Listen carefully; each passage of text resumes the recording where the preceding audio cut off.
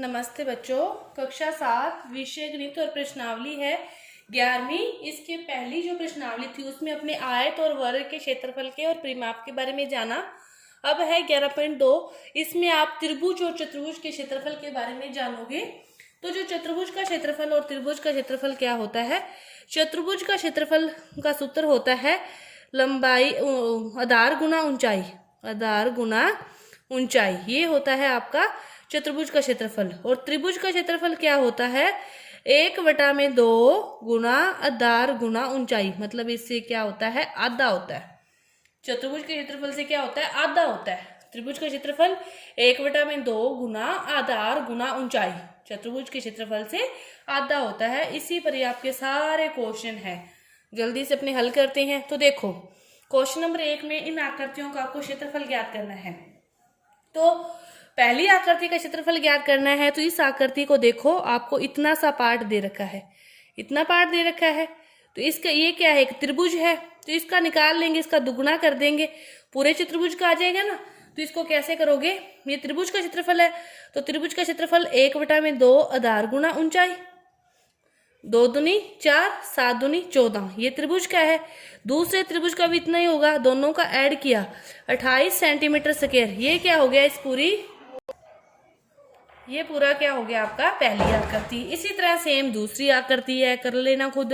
तीसरी आकृति देखो, चतुर्भुज दे रखा है पूरा। तो तीसरी आकृति का क्षेत्रफल आधार गुना ऊंचाई, आधार गुना ऊंचाई। तो आधार 2.5 गुना 3.5, दोनों का मल्टीप्लाई करना है।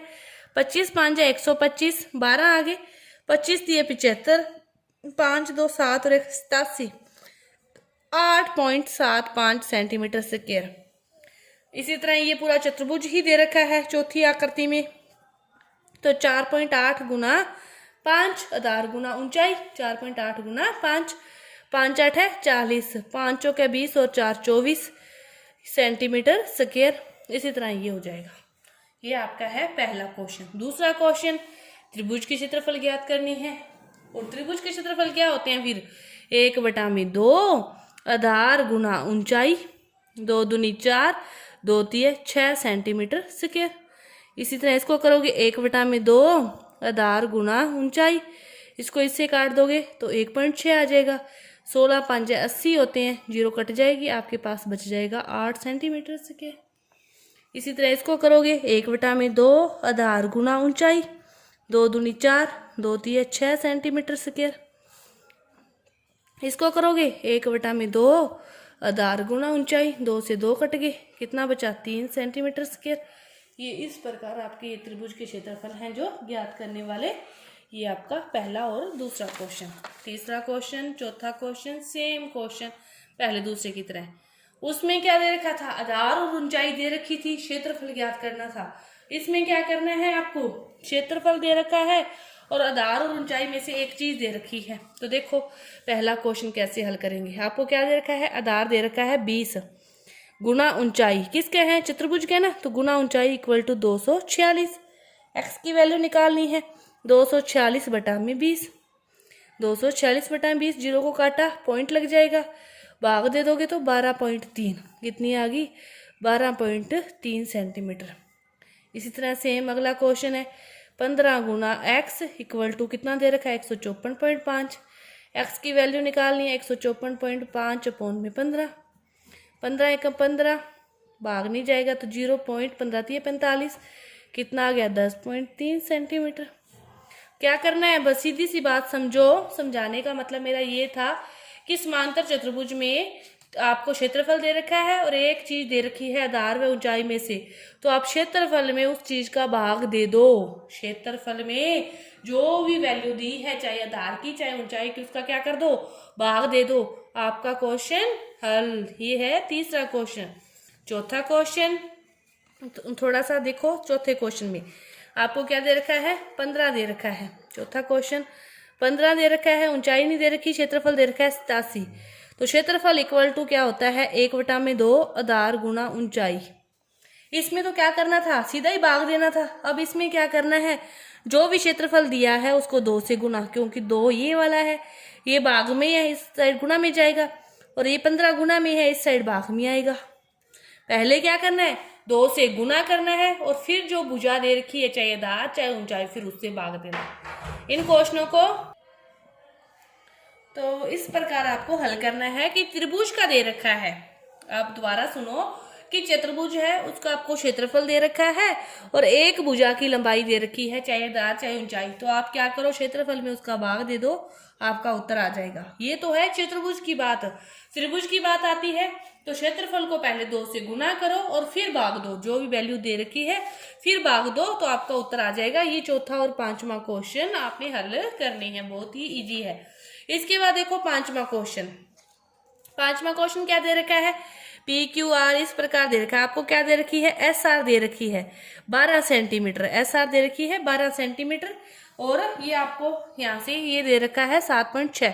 तो ये चतुर्भुज है, चतुर्भुज में ये दे रखी है और ये दे रखी है। तो आपका क्षेत्रफल क्या होगा चतुर्भुज का, आधार गुना ऊंचाई 12 गुना 7.6।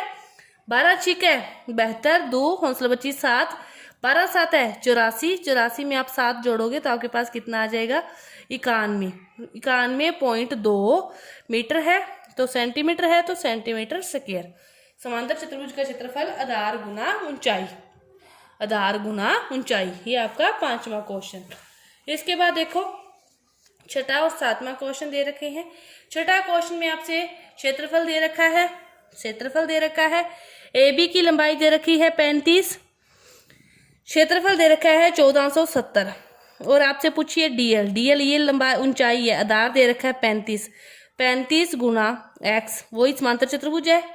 x का मान निकालना है तो 1470 में क्या करना है, 35 का भाग देना है, 7 5 35, 7 दूनी 10, 5 चौके 20, 5 दूनी 10। x का मान कितना आ गया, 42 सेंटीमीटर। कितना आ गया, 42 सेंटीमीटर। फिर BM निकालनी है, BM ये निकालनी है। तो आपको क्या दे रखी है, ये दे रखी है। वही बात है कि 1470 इक्वल टू 49 गुना x, x की वैल्यू निकालनी है तो 1470 में 49 का भाग दे दो, आपके पास x की वैल्यू, BM की वैल्यू आ जाएगी। ये है 6ठा क्वेश्चन। 7वां क्वेश्चन, त्रिभुज का क्षेत्रफल ज्ञात करना है। त्रिभुज का क्षेत्रफल, ये आपके पास है त्रिभुज, क्षेत्रफल ज्ञात करना है। तो देखो ये कोण कितने डिग्री का है, 90 डिग्री का है। तो 90 डिग्री का जो कोण है वही क्या होता है, लंब होता है, वही उसकी क्या होती है, ऊंचाई होती है।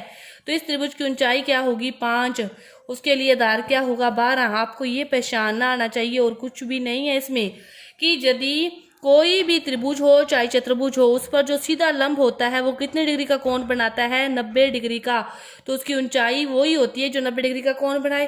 तो ये 90 डिग्री का कोण बनाता है, ये इसकी क्या है, ऊंचाई। तो आपको ये पहचान आ गई, तो ये क्वेश्चन हल हो गया। 2 6 12, 6 5 30 सेंटीमीटर स्क्वायर। इस क्षेत्रफल त्रिभुज का क्षेत्रफल क्या हो गया, 30 सेंटीमीटर स्क्वायर। इस प्रकार इस प्रश्नावली में अपने त्रिभुज और चतुर्भुज के बारे में जाना। तो चतुर्भुज का क्षेत्रफल क्या होता है, आधार गुना ऊंचाई। त्रिभुज का 1/2 आधार गुना ऊंचाई। क्षेत्रफल दे रखा हो, एक भुजा की लंबाई दे रखी हो चतुर्भुज में तो सीधा भाग करना है, और त्रिभुज में दे रखा हो तो पहले 2 से गुना करोगे और फिर भाग करोगे। तो आपकी ये 11.2 प्रश्नावली है, ये पूरी हुई। धन्यवाद।